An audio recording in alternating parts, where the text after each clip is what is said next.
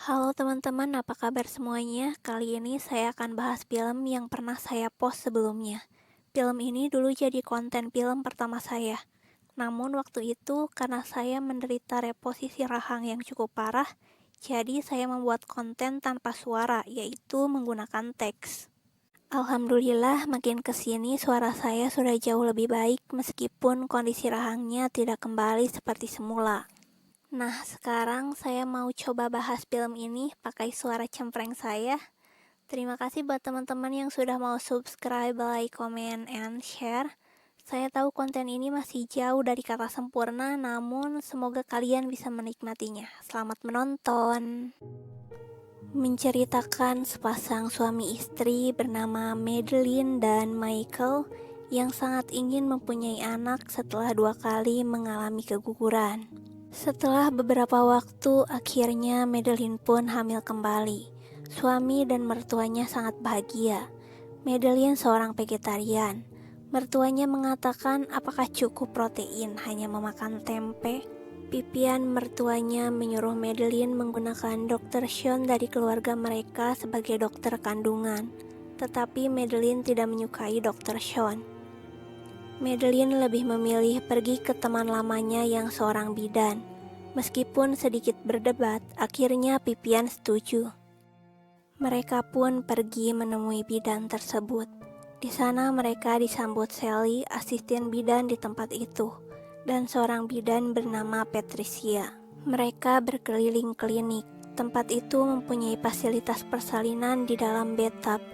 Madeline dan Michael sepakat mereka akan melakukan persalinan di tempat tersebut.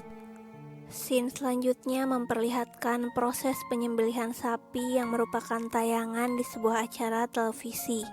Meskipun Madeline seorang vegetarian, tapi sebagai istri yang baik dia tetap memasakkan suaminya daging. Saat makan malam bersama suaminya, tiba-tiba Madeline mengeluhkan sakit di bagian dada. Michael segera membawanya ke rumah sakit. Dr. Sean mengatakan Madeline harus melakukan persalinan saat itu juga. Tentu saja Madeline menolak. Ini bayi yang sangat didambakannya, tidak mungkin dia sia-siakan. Michael menelepon bidan Patricia untuk meminta pertolongan. Untungnya Patricia datang tepat waktu. Patricia meyakinkan semua orang bahwa persalinan dini tidak perlu dilakukan. Mereka pun pulang dengan perasaan bahagia. Namun hal mengerikan lain terjadi. Di perjalanan pulang, mobil yang mereka kendarai mengalami kecelakaan hingga mengakibatkan Madeline mengalami pendarahan yang hebat. Scene selanjutnya memperlihatkan Madeline yang terbaring di ruang perawatan bidan. Ujian yang sangat berat dialami Madeline. Di kecelakaan itu dia harus kehilangan suaminya, sekaligus bayi yang belum dilahirkannya. Namun Madeline lebih memilih meneruskan masa kandungannya meskipun dia tahu bayinya sudah meninggal. Beberapa bulan berlalu, suatu hari Madeline sedang melihat-lihat peralatan bayi di sebuah toko. Seorang pelayan bertanya, "Apa sudah ketemu yang kau cari?" Namun Madeline hanya menatap pelayan itu lalu mengalihkan pandangannya ke bawah. Dan inilah yang terjadi. Madeline dibantu Patricia dan bidan lainnya melakukan persalinan. Meskipun mereka tahu ini sia-sia karena bayinya sudah tiada, tapi mereka membantu Madeline sepenuh hati. Dia berjuang sekuat tenaga untuk mengeluarkan bayinya. Akhirnya bayi itu pun lahir. Dan benar saja, sudah dalam keadaan tidak bernyawa. Patricia dan semua orang di ruangan itu merasa sedih. Dia memberikan waktu kepada Madeline untuk berpamitan dengan bayinya. Madeline mencoba berbicara dengan bayinya, lalu dia memeluknya. Sementara yang lain mengawasinya dari CCTV. Di kamera CCTV, Patricia melihat Madeline menyusui bayinya. Patricia pun menghampiri Madeline. Dia mengatakan, "Kau tidak bisa menginginkan bayi itu kembali." Tetapi hal mengejutkan terjadi. Bayi itu hidup, dia menyusu pada ibunya. Madeline menamainya Grace yang artinya keajaiban. Entah keajaiban atau kutukan yang menanti Madeline di masa yang akan datang. Beberapa bulan berlalu, Grace tumbuh menjadi bayi yang cantik. Madeline mengurusnya sendirian. Meskipun Pipian ingin berjumpa dengan cucunya, tapi Madeline belum memberikan izin. Suatu hari Patricia datang menjenguk Grace. Patricia menyarankan Madeline harus membawa Grace ke rumah sakit agar mendapatkan penelitian lanjutan mengapa bayi yang sudah meninggal bisa hidup kembali. Tapi Madeline hanya menjawab, "Aku tidak perlu mengerti keajaiban." Madeline sangat menyayangi Grace, dia mengurusnya dengan hati-hati. Namun kejanggalan pertama terjadi. Bayi yang masih berusia beberapa bulan itu mengalami kerontokan rambut yang parah. Suatu malam Madeline mendengar Grace menangis dari alat pendeteksi suara.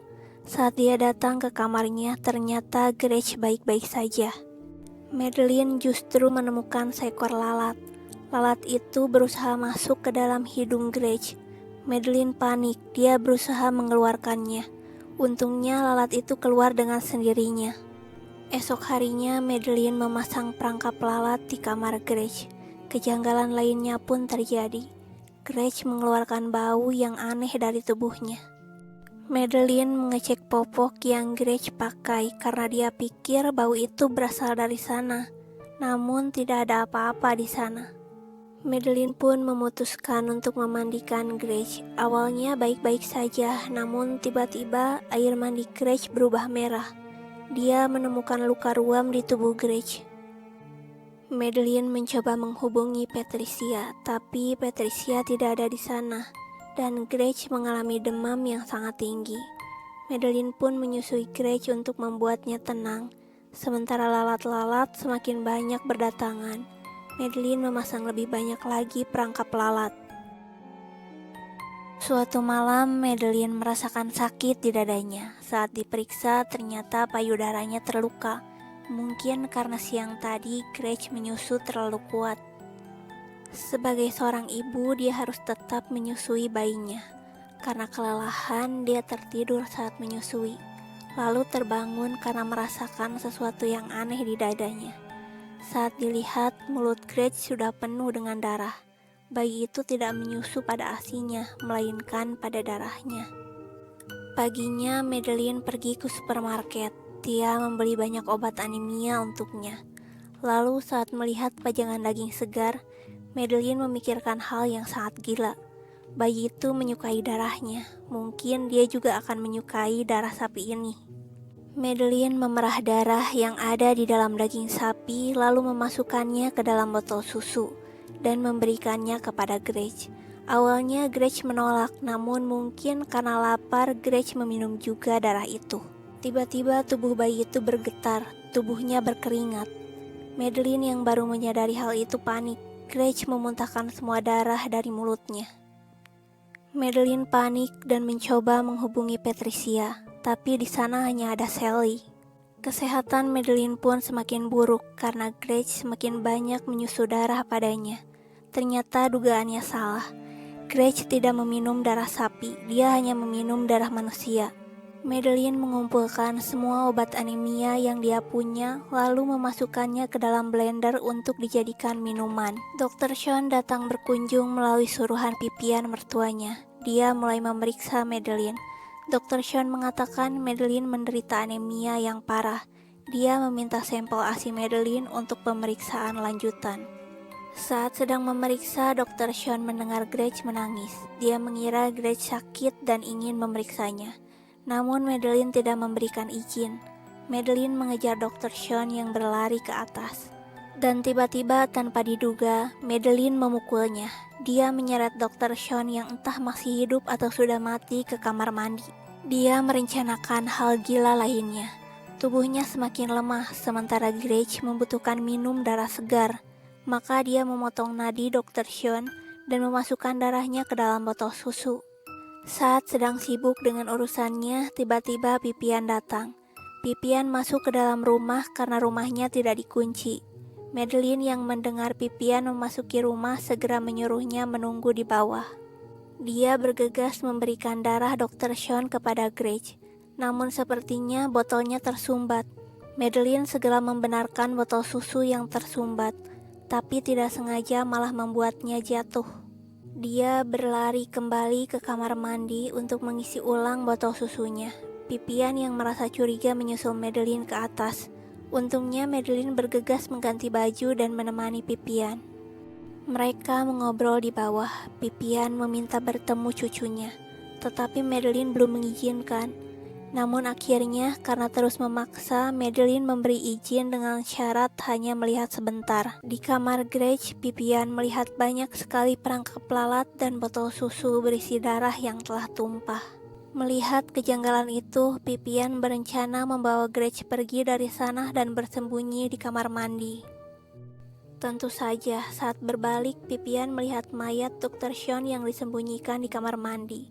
Kecurigaannya semakin bertambah. Dia mengeluarkan palu yang disembunyikannya di dalam tas. Madeline mengejar Pipian. Dia menjelaskan Gretchen butuh makanan istimewa, tapi justru Pipian malah mengira Madeline lah yang sakit. Entah sadar atau tidak, Pipian memukul Madeline dengan palu di tangannya. Pipian terlihat menyesal karena telah melukai Madeline. Dia berusaha membangunkannya, tapi ternyata Madeline masih tersadar. Madeline balas memukul Pipian. Patricia yang datang dan mendengar keributan dari dalam rumah segera berlari menghampiri.